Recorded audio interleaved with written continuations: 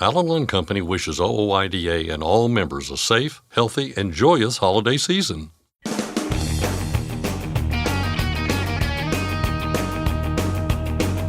OOIDA, representing America's truckers since 1973, presents Landline Now with your host, Scott Thompson. Thanks for joining us on this Monday. Scott here, filling in for host Mark Reddick today. We're happy to have you, and we'll cover a lot of ground today, starting with a look ahead to what transportation policy might look like over the next 4 years under the incoming Trump administration. From speed limiters and truck parking to emission standards and more, Colin Long, OOIDA Director of Government Affairs, stops by with his crystal ball for some educated guesses and some valuable perspective. Then we'll talk taxes with Shasta May of MBA Tax and Bookkeeping Service. Shasta has some tax planning advice as we approach the end of the year. And finally, we'll chat with Bryce Mungin, OOIDA Director of Legislative Affairs, about last week's board meeting at OOIDA, the issues that came up the most, and how that'll shape the association's efforts on Capitol Hill in the new year. So lots to get to on this Monday. But first, the news with Ashley Blackford. Thanks, Scott. 3 ELDs have been removed from the Federal Motor Carrier Safety Administration's approved list. Keep Tracking, Rolling Trans ELD Accurate 1, and Rolling Trans ELD Accurate Plus have all been removed from the list of registered ELDs. FMCSA removed these 3 due to the provider's failure to meet the minimum requirements. Motor carriers and drivers who use the ELDs must discontinue using the revoked ELDs and revert to paper logs or logging software to record required hours of service data. They also must replace the revoked ELDs with compliant ELDs from the registered devices list before January 17th of next year. More than 100 truck drivers were issued tickets recently for taking non-truck routes to cross the North Carolina-Tennessee border. According to the North Carolina Department of Transportation, more than 100 tickets were issued on November 14th. The department reminded truckers that only large truck routes to and from western North Carolina are I-77 to I-81 or I-40 to US 74. If GPS apps send you to other routes, you could get fined, stuck, or even overturned. It's been 1 year since a truck driver started a chain reaction crash on I-70 in Ohio that killed 6 people. WCMH reports that since the crash, the Ohio Department of Transportation has implemented technology in an effort to prevent similar tragedies. 13 warning systems have been activated in Licking County near the site of the deadly crash. Matt Bruning is the department's press secretary. He told the news station that it does seem to be making a difference. When it detects that there's slow or stopped traffic, it will light up a message on a message board, a digital message board that is upstream from where that slow traffic is, to alert drivers, you need to be planning to slow down or potentially stop in the next mile or so. Bruning said end-of-queue crashes like the one last November happen all too often in Ohio, but the DOT is hopeful this messaging system will continue to make a difference. Obviously, we still see congestion out there, and to my knowledge, we have not seen anything even approaching what we saw a year ago. So certainly that is a measure of success, that we haven't had a serious crash out in that location. 61-year-old Jacob McDonald was the man behind the wheel of the truck. He is facing 26 charges ranging from vehicular homicide to vehicular assault. He is due back in court at the beginning of next month. A small trucking business owner has been sentenced in Memphis, Tennessee, in connection with a scheme to defraud COVID-19 relief program funding. The U.S. Attorney's Office reports that 44-year-old Herman Shaw was sentenced to 30 months in federal prison. According to information presented in court, Shaw used an accomplice to assist him in submitting a fraudulent PPP loan application in the name of Freight Masters, Inc., his small trucking business, to a United States Small Business Administration-approved lending institution. The application contained numerous false statements, including false information about the number of people Freight Masters employed. Shaw received $782,212 to be used for approved purposes, such as paying his employees. Shaw instead used the loan proceeds to pay gambling debts and other personal expenses and to provide his accomplice with a $262,000 kickback. Back in August, Shaw pled guilty to a one-count information that charged him with wire fraud. Along with his 30-month prison sentence, he was also ordered to pay restitution to the United States Small Business Administration in the amount of $782,212. $172 million was announced recently for projects to help prevent death and serious injuries on America's rural and urban roads. The funding will go towards 257 communities through the Safe Streets and Roads for All program. This is the third and final round of grant funding this year from President Biden's bipartisan infrastructure law. U.S. Transportation Secretary Pete Buttigieg was quoted saying that with this latest round of grants, funding will flow directly to communities across the country to help put life-saving projects in motion. Back in January of 2022, Secretary Buttigieg declared a national roadway safety crisis after roadway fatalities had peaked at over 43,000 deaths in 2021. In an effort to improve safety for drivers in California, $5.6 million has been awarded to provide real-time information to motorists by connecting vehicles and roadside equipment with cellular networks. According to SCV-TV, the project will help with the accuracy and reach of real-time information messages to drivers. This grant funding comes from the United States Department of Transportation as part of the 2023 Advanced Transportation Technology and Innovation Program. 29 electric trucks have been added to Ray's Beverage Group fleet. According to Electric, Daimler Truck North America helped the alcohol distributor deploy 29 zero-emission Freightliner E-Cascadia Class 8 electric semi-trucks in its California delivery fleet. The first 20 trucks will be deployed at its Huntington Beach warehouses. The rest are scheduled to be delivered to the company's San Bernardino warehouse before the end of the year. This will mark the first phase in the company's transition to a fully zero-emission truck fleet by 2039. Officials in British Columbia are reminding truckers about the overnight parking restrictions for the winter. The winter travel advisory from Parks Canada is for commercial vehicles traveling the Trans-Canada Highway through Rogers Pass in Glacier National Park. Overnight parking and sleeping in vehicles in the summit area of Rogers Pass is not permitted due to safety reasons. Other restrictions are also in place. The advisory also reminded the drivers of commercial vehicles about chain laws, which are now in effect and will stay that way until the end of April. For a full breakdown of chain laws in Canada and the United States, head to landline.media and click on the Resources tab. And finally, $1 million worth of tequila is missing after 2 trucks were hijacked in Laredo, Texas. According to People, Guy Fieri and Sammy Hagar's joint tequila business was the subject of a double brokering scheme. Recently, the trucks carrying 440 cases of tequila were expected to arrive at warehouses in California and Pennsylvania, but neither arrived. CargoNet is investigating the incidents with the Laredo Police Department and the Los Angeles Cargo Criminal Apprehension Team. Fieri is planning to put out a $10,000 reward to try and recover some of the tequila that took years to make. That's Landline Now News for today. I'm Ashley Blackford. Thanks, Ashley. Before we turn the page here, a quick reminder that the OOIDA Foundation is accepting applications for the OOIDA Mary Johnston Scholarship. The scholarship is available to any qualified child, grandchild, or legal dependent of an OOIDA member. You can find more information or apply at ooida.com. Go to the main menu at the top left of the page and under Foundation, click on Scholarship Program. The deadline is February 1st.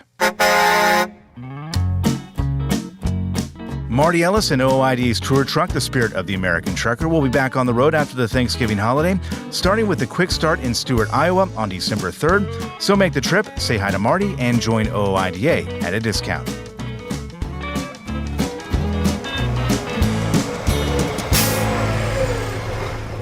Coming up next, Colin Long of OOIDA's Washington, D.C. office is looking at the landscape of trucking policy over the next few years and has a few thoughts about where we may be heading. From speed limiters and emission standards to truck parking and more, that's up after the break right here on Landline Now, so stick around. We'll be right back. Thanks for listening. Be sure to like and subscribe. If you want more content, go to landline.media to get updated news, information, and archived editions of our show. Once again, that's landline.media. Running on ultra-low sulfur diesel? Stay protected this winter with Howe's Diesel Treat and Diesel Lifeline. Steer clear of gel and ice with North America's #1 trusted brand. Find Howe's products nationwide at select retailers, auto parts stores, truck stops, and on Amazon.com. When it's time to overhaul your truck engine, help protect it by insisting on a genuine Vibertech TVD crankshaft damper. Heavy duty, absolute premium quality, and they're made right here in the USA. Find a dealer at vibertechtvd.com. Truckdown.com. Whenever you have a breakdown, you need Truckdown.com. 24/7 access to 40,000 verified heavy-duty repair vendors nationwide. Truck revived. Deliveries thrive.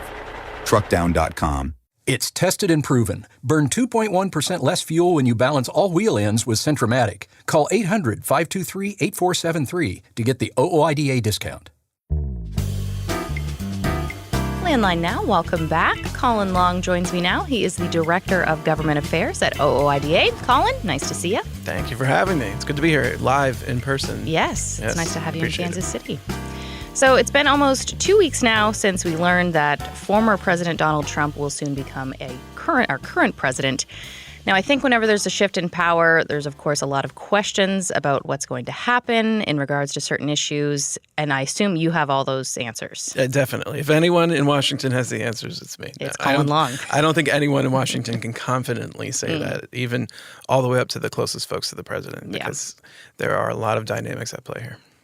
Well, we will speculate, give our best guess. Some things we have some pretty strong indications that they'll go in a certain direction, but otherwise there's a lot of things that are up in the air and will crystallize over the next several weeks when we start understanding who's in leadership positions, both in the White House and in Congress, and what opportunities they may have based on some of the dynamics playing out between Republicans and Democrats in the House and the Senate.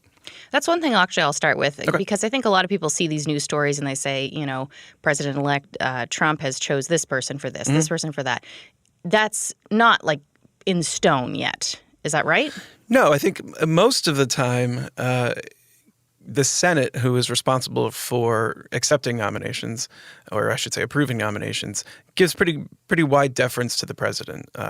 He or she would choose the people they feel are best suited to lead the organizations under their direction. And I think the Senate, especially a Senate that is controlled by the president's party, will be very accommodating. You'll get tough questions, and there will be things from an oversight and transparency perspective that everyone wants to address during the nomination, or the confirmation, I should say, process. But this one feels a little different. I don't know that it's going to affect Department of Transportation.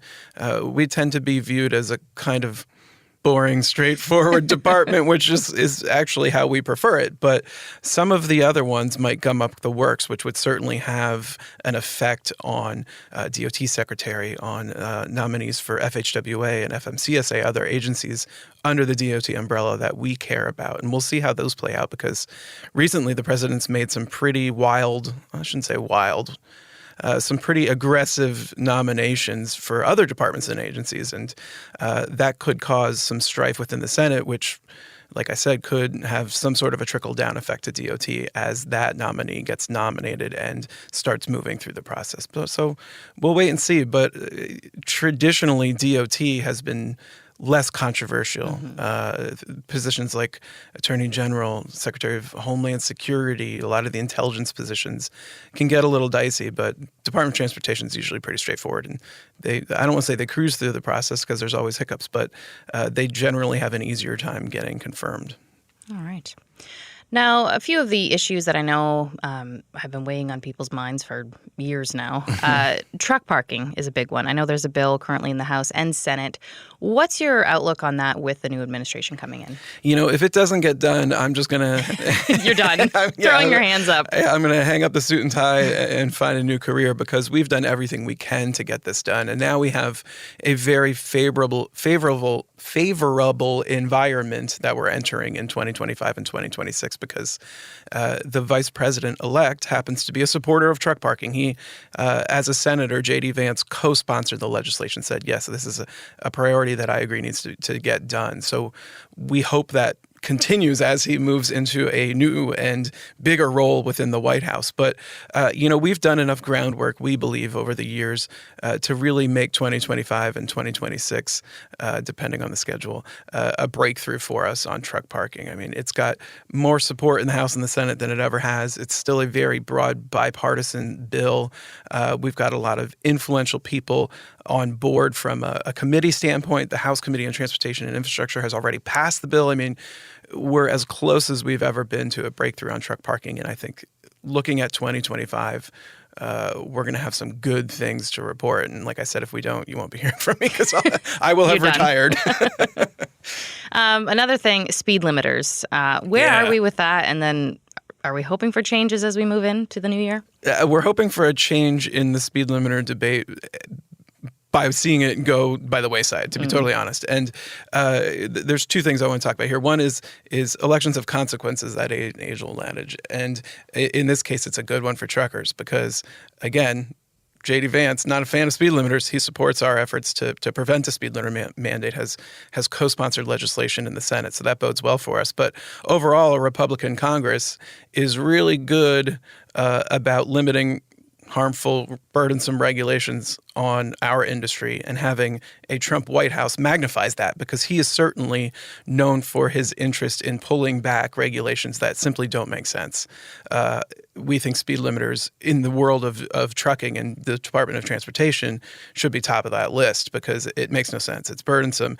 It's really harmful for small businesses. It's going to take safety in the wrong direction. The list goes on and on and on. The second point I want to make is bravo to truckers and frankly to OOIDA, who's been leading the charge against speed limiters, for drawing out the rulemaking process at the Department of Transportation over the years with 15,000 comments aggressively opposed, with legislation in the House and the Senate that says you will go no further with that speed limiter mandate that hasn't been signed into law, but we've been gathering support for it.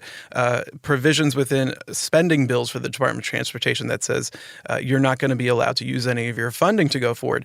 That has all extended the amount of time the agency is capable of producing a final rule, and frankly, making it less and less appealing for them to do so. So we bought enough time over the last couple of years to get to a Trump administration where the likelihood of them continuing the work that the Biden administration has done on speed limiters is very, very slim in our mind. Now, we can't let our guard down. There's certainly going to be folks who wanted to see the Department of Transportation do a lot of the dirty work so they didn't have to in the halls of Congress.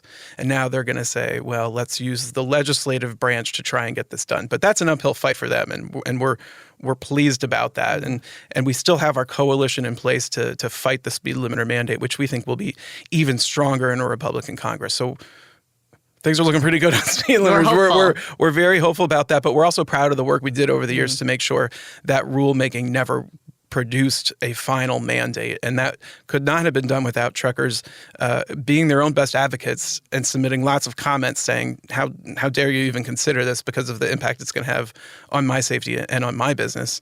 And then the work of OOIDA. I mean, we're going to toot our own horn because we have been leading the coalition against speed limiters. I mean, we've been the most influential force in Washington against speed limiters. And now we're going to do a little crowing if it goes by the wayside, which we anticipated doing. Now let's turn to autonomous trucks. Where are we currently with those, and what do you foresee the future looking like? Especially, we've seen how close President-elect Trump is with Elon Musk. Is there any concern there? There's always concern, and it's a lot of frustration too, especially, and it's frustration to share. You can blame Congress for talking about the need to pass autonomous vehicle legislation and never getting it done. I mean, they don't get much done, but they've been talking about this one for a while, and they've been fairly close, we thought, to getting something done on autonomous vehicles. Even if it was just passenger vehicles, that's a start, and it would frame the conversation about heavy trucks in the autonomous field.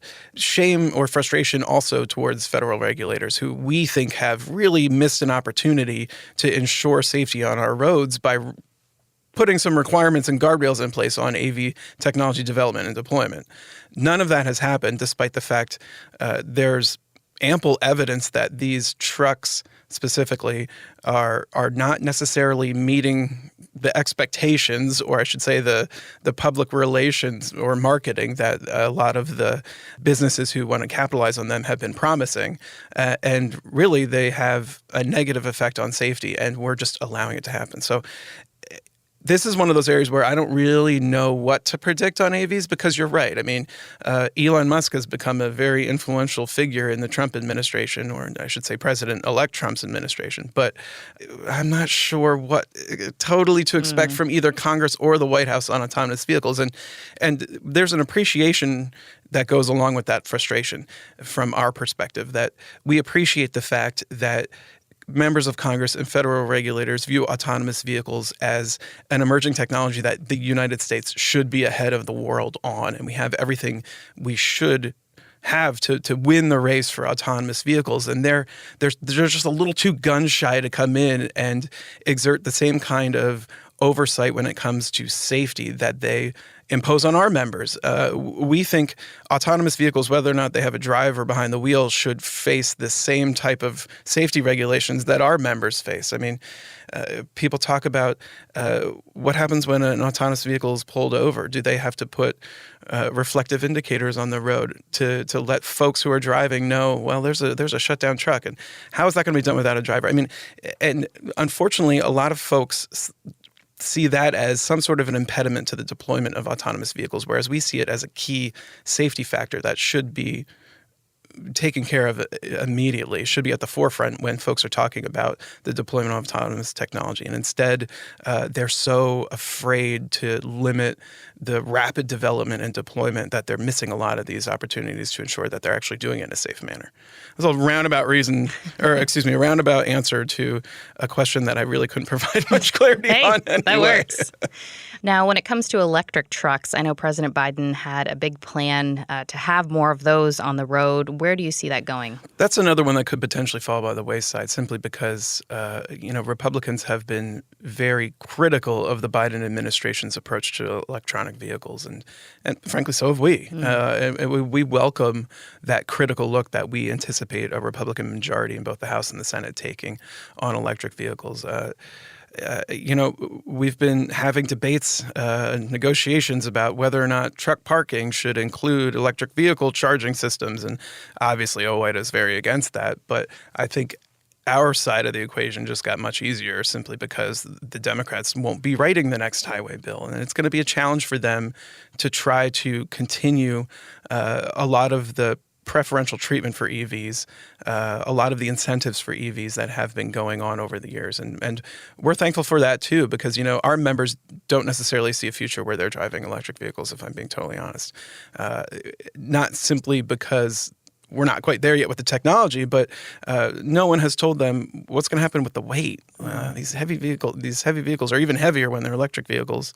What's going to happen with all the safety requirements? I mean, what's going to happen with the charging infrastructure? I just mentioned we have concerns about that. Those are serious concerns because we just don't see it happening in the next 5-10 years. So when we're talking about a highway bill specifically, and we're going to spend a lot of time focusing on highway bill because it will be reauthorized in the next Congress in 2025, 2026, we don't think there needs to be much of a focus on EVs because we have a lot more timely things to take care of in a highway bill that lasts 5 to 6 years. So it's tough to say on EVs again, though, because there is this Musk factor where we know he is certainly interested in seeing greater deployment of electric vehicles because it's good for business, frankly. There are people speculating, well, maybe there will be a cooling effect, and Tesla has done such a good job of kind of dominating the market that they'll be happy with this cooling effect because they're already the dominant force in EVs. And it's difficult to say what to anticipate. But I think our concerns about EVs starting to consume more funding and more attention in the next highway bill are less serious than they had been prior to the election when we were considering the reality of a Harris White House, a Democratic majority in the House or the Senate or both or whatever may come. And now that it's a red trifecta, we think we're much better positioned to prevent a lot of that funding that is needed now from going to a technology that is not yet ready for showtime. All right. Colin, thank you so much. That's it. All right. That's it. You made it. That flew by. Thanks.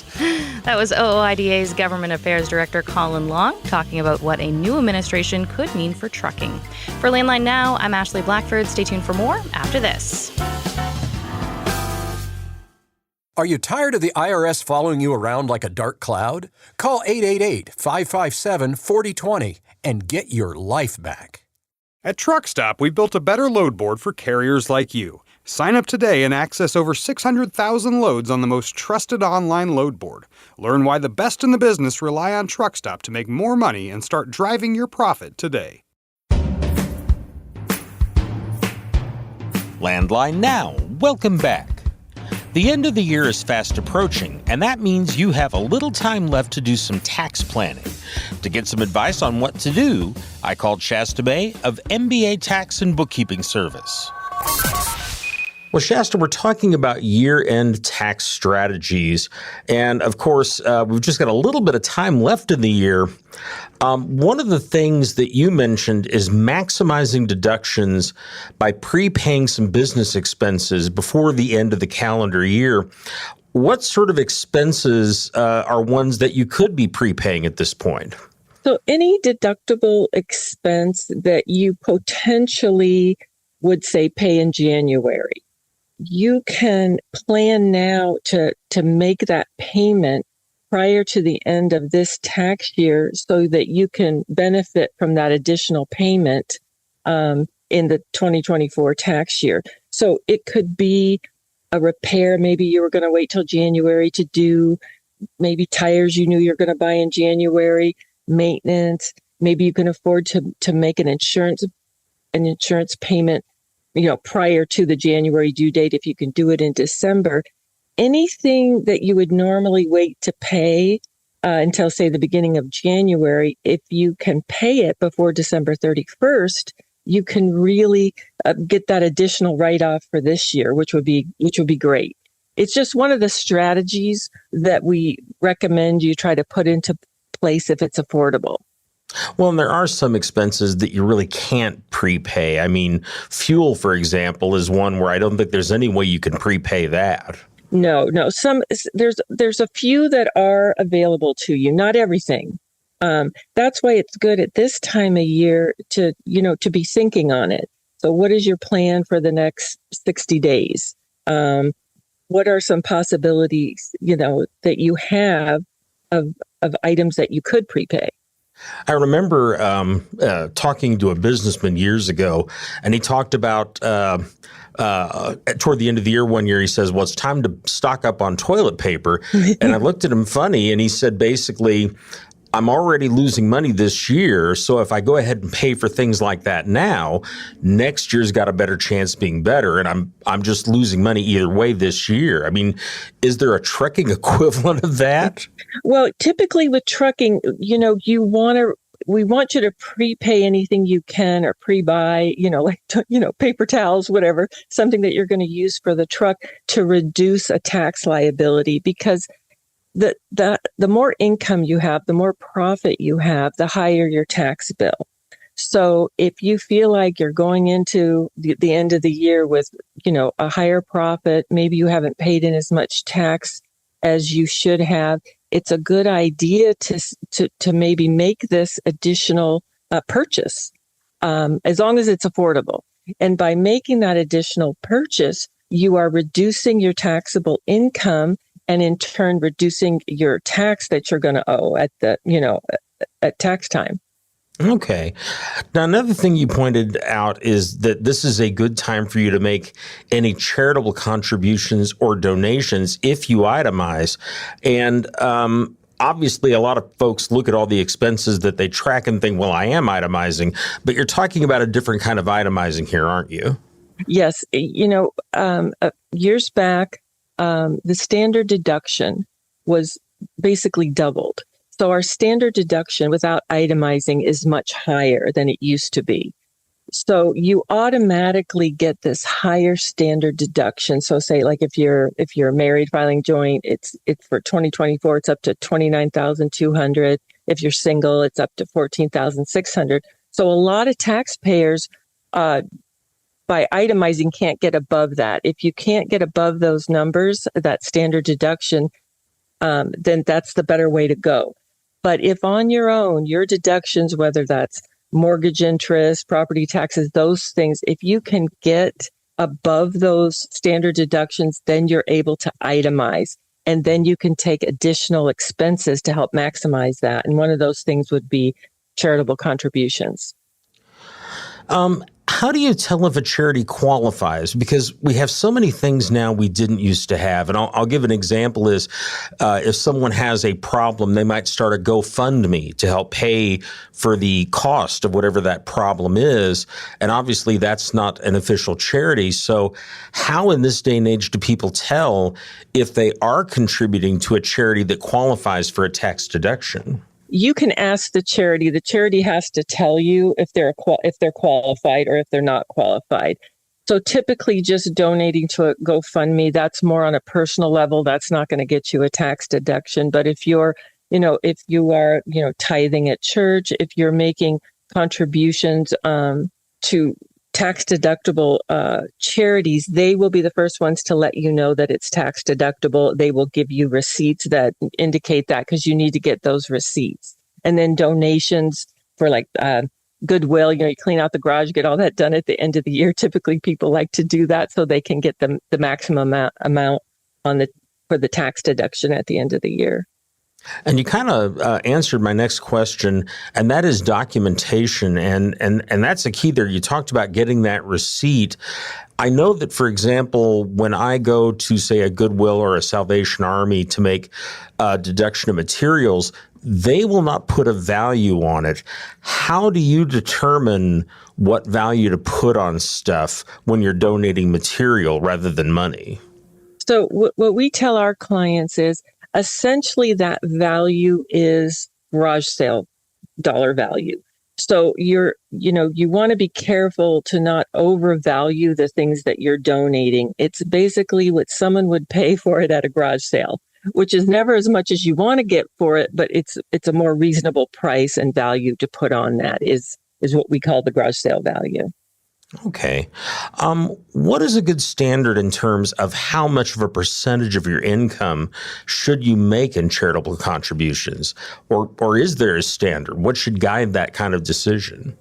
No, when it comes to deducting like Goodwill, et cetera, you want to keep it essentially around, 600 or under without having, more serious documentation. When you're tithing, you can, as long as you're getting a letter from your church or your place of worship, you should be fine. Okay. The next point that you had brought up was boosting retirement contributions to tax-deferred retirement accounts. And I always like to explain those terms, even if they sound obvious. What do we mean by a tax-deferred retirement account? So, some retirement accounts, it depends on what retirement account that you're going to be contributing to. It's really best to speak to your tax preparer regarding your specific situation. But typically with a say an IRA, that's going to be tax deferred. So you will get that deduction for that particular contribution. But you want to definitely talk to your tax preparer, because with contributions, you want to be careful that you're working in conjunction with your tax preparer, because when you're self-employed, there's different thing versus employee. So you definitely want to get financial advice there. Okay. What's a good percentage of your income to put into something like that? Well, each different retirement account has different limitations. So this is where, I don't want to give general advice. You want to talk to your tax preparer again about that, or a financial advisor, of what your maximums are. Different retirement accounts have different maximums that you can contribute. So you want to contribute the maximum if you can, but you just want to talk to your tax preparer or financial planner to find out what that max is. Okay. And while we're on the topic of retirement accounts, of course, there are a lot of, especially company drivers, that may be with a employer who offers a 401k plan. And that's certainly the most common form of retirement account these days. Is this a similar situation to the tax-deferred retirement accounts in terms of contributing and what you ought to do? Yes. Typically 401k plans are pre-taxed, and you want to, contribute as much as possible because it reduces your adjusted gross income. So if you can increase the contribution that you're making at, before the end of the year to your 401k plan, that's going to be very beneficial for employees. And also another kind of strategy for an employee would be you can increase your paycheck withholding for your last few paychecks before the end of the year. And that's going to bump up the withholding and put you in a better situation to make sure you're covering your tax liability or increasing your refund. And I've always been told by financial planners, you should at least contribute enough to get the match from your employer. Like if you can put in 5% and then they'll put in, say, 2.5%, whatever their maximum is, whatever you've got to do to get that, that's really a good place to start. It absolutely is, because that match is free money that is being given to you by your employer. So you absolutely want to maximize those matches so you can get the most, bang for your buck. Real quick, we just have a couple of other things that I know you wanted to cover. Increasing paycheck withholdings for your last few paychecks. Why is that something you would want to do? Well, sometimes throughout the year, someone may change their withholdings. They may claim more, so they get a bit larger paycheck and pay in less tax. So you want to be careful that midway through the year, towards the end of the year, you reverse that back and, claim zero if you've under withheld. Because now with the IRS, they have really got these withholdings down to the penny.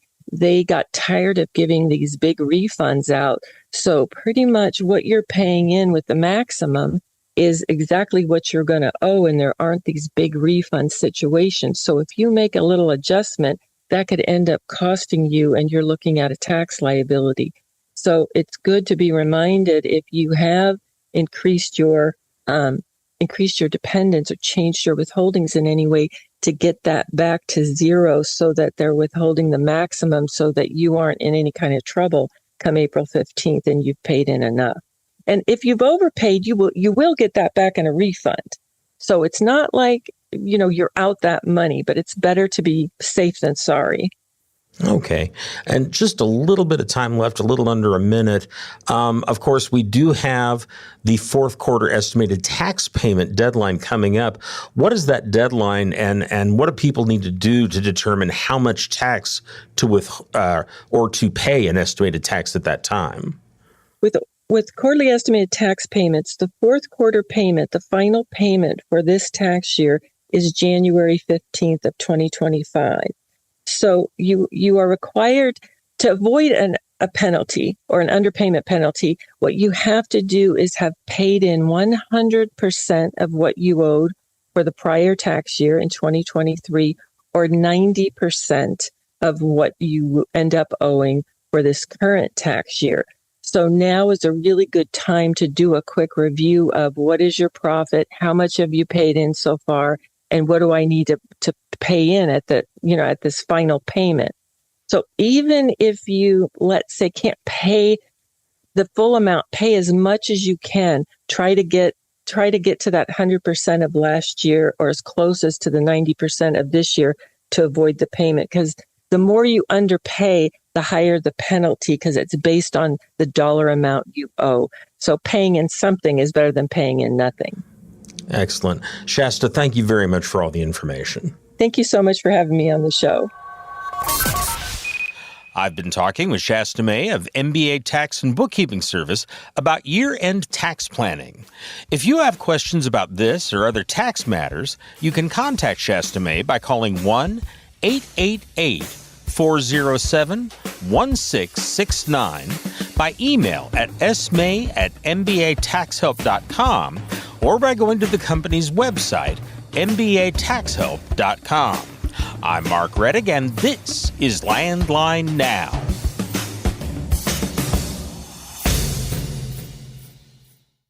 Capital Reman, the leader in remanufactured diesel engines and components, has partnered with OOIDA to offer exclusive member benefits. Visit capitalreman.com today to support America's transportation industry and take advantage of your benefits. Penske owns and operates some of the best-maintained vehicles on the planet. Our used trucks come with a 5-year maintenance report and pre-sale inspection. So if you're in the market for a top-quality pre-owned truck, look no further. Search our inventory today at PenskeUsedTrucks.com. Since you started, what you've loved about trucking is the freedom. Heading out on your favorite route, a good driving song, and thinking about truck insurance. Well, maybe not that last one. That's why we're here. At OOIDA, we have a full range of truck insurance products, expert advice, and great customer service, helping you get the right coverage for your operation. Go to OOIDA.com because your job is to drive. Our job is to help with everything else. Landline Now, welcome back. OOIDA held a board meeting in Grain Valley, Missouri last week, which gives the association's government affairs team an opportunity to catch everyone up on their efforts. Bryce Mungin, OOIDA's Director of Legislative Affairs, was there, and now he's here on the phone to catch us up. Bryce, thanks for joining us. Absolutely. Thank you, Scott. So these board meetings, Bryce, really do provide a great opportunity to get everyone up to speed and to hear from them as well, of course. I assume you had some good back and forths last week? Yeah, absolutely. Yeah, and that's one of the things, I mean, frankly, I love about working at OOIDA is that we work for people who drive truck for a living, whether it's our members or our board members. So it's a good chance, like you said, to catch them up on what we've been doing since we last met earlier in the year.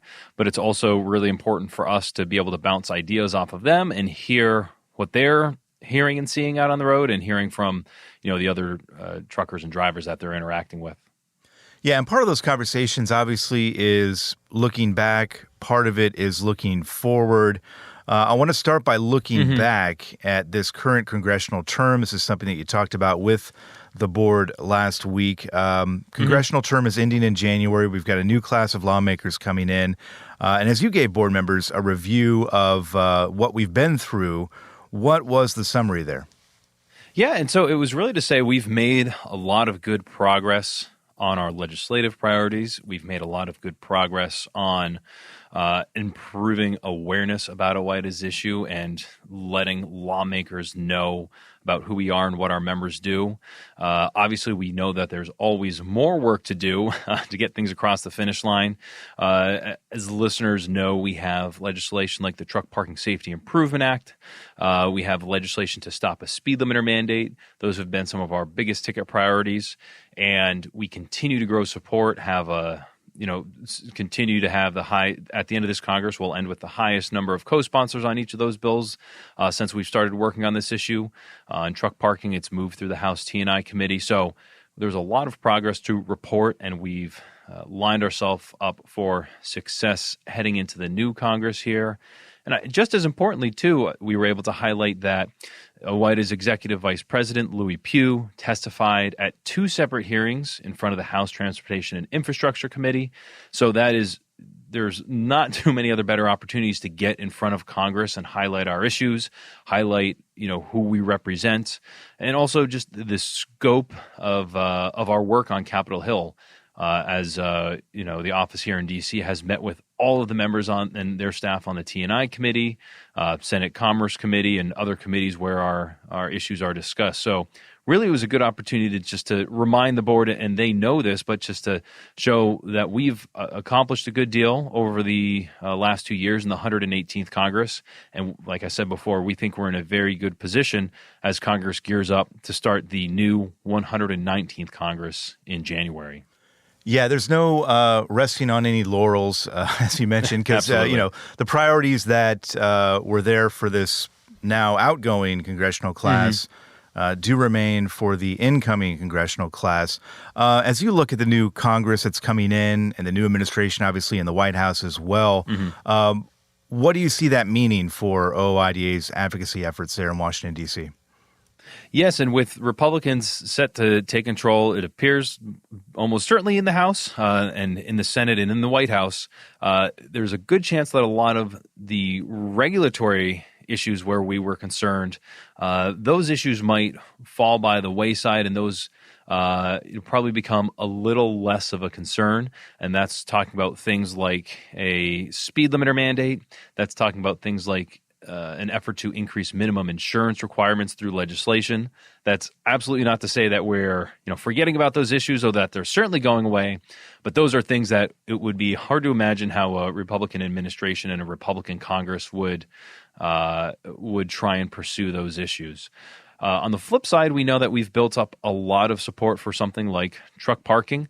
We have broad bipartisan support. We have industry coalition that's working with this. We've had the House T&I committee under Republican control has passed this legislation. So we feel good that we've, again, put a lot of work in that line us up well to advance this legislation further. So I think to summarize it, and this is very general, but on the regulatory side, I think it'll be a little more favorable to our members and our interests, and we can focus more on some of the offensive things like truck parking bill, things like restroom access, where, again, we have bipartisan support on legislation that would simply ensure that drivers can use the bathroom when they're picking up or delivering at a facility. So there's some good things that we think can make happen in the next Congress here.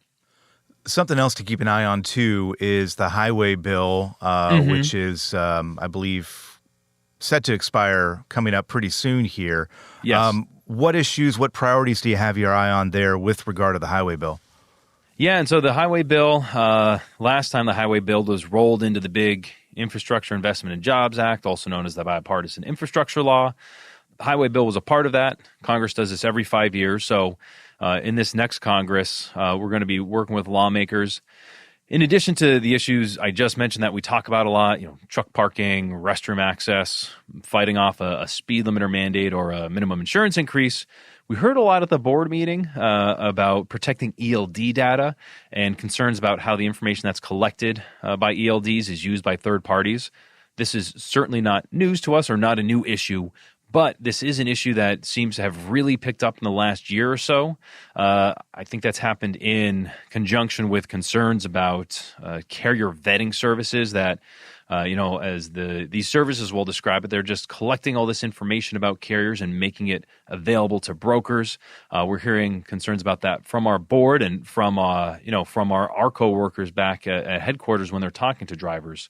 So I think that those two interrelated issues are something that we'll be talking about with lawmakers to see, is that something that's addressed as part of a highway bill or other legislation in the coming Congress? Outside, again, it's maybe part of the highway bill, maybe outside of the highway bill, as we heard a lot of concerns about EPA regulations, whether it's emissions regulations or whether it's, the effective electric vehicle truck, heavy-duty truck mandate.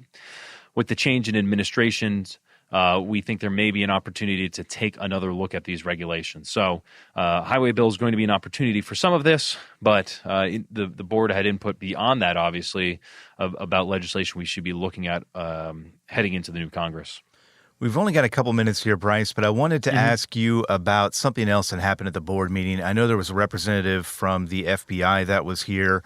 We've been talking about fraud a lot in recent months and years, and I know that's a concern of board members and of a whole lot of people out there.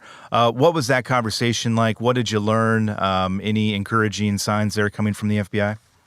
Yeah, the presentation from the FBI was helpful, and it was not necessarily a lot of new information or new thoughts on how to prevent fraud. It's a lot of the stuff we've heard already, but so much of it comes down, and obviously this is easier said than done, but it comes down to slowing down a little bit, examining your communications, taking a look at those emails or those text messages and trying to figure out, is this coming from a legitimate source, or is this coming from someone who's trying to scam me or steal my information? So it was helpful. I think some of the conversation, highlighted some new resources or different resources that could be available. I think it's also helpful to understand, to put it in context, that this is not just a trucking issue. Certainly it's a big issue in trucking and in the freight industry, but it's everybody who has to take these precautions, whether it's who you're communicating with, how you're protecting your accounts and login credentials. So that was interesting and helpful to hear some new ways that the board and other members can try and protect themselves. Again, though, we know it's easier said than done. Yeah, for sure. And it's going to be a long journey and a long battle to fighting back all these fraudsters that are out there taking advantage of people. I want to remind folks before we let you go, Bryce, to check out fightingfortruckers.com. Because, again, we've got a new congressional class coming in. That means a new host of lawmakers that are going to need some education on trucking matters. And fightingfortruckers.com is a great place to go about doing that.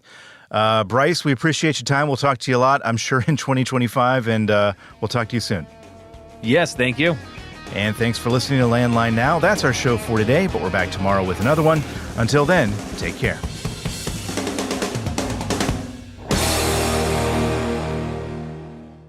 Thanks for listening. Be sure to like and subscribe.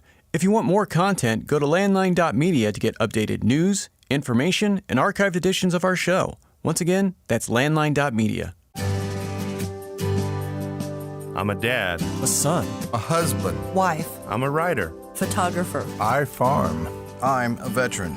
I love old cars, fishing, my kids, chrome, and I am a professional truck driver. And together we are OOIDA. OOIDA was founded by truckers to stand up and speak on behalf of truckers. We've done that by combining the individual voices of our members into a single, powerful voice.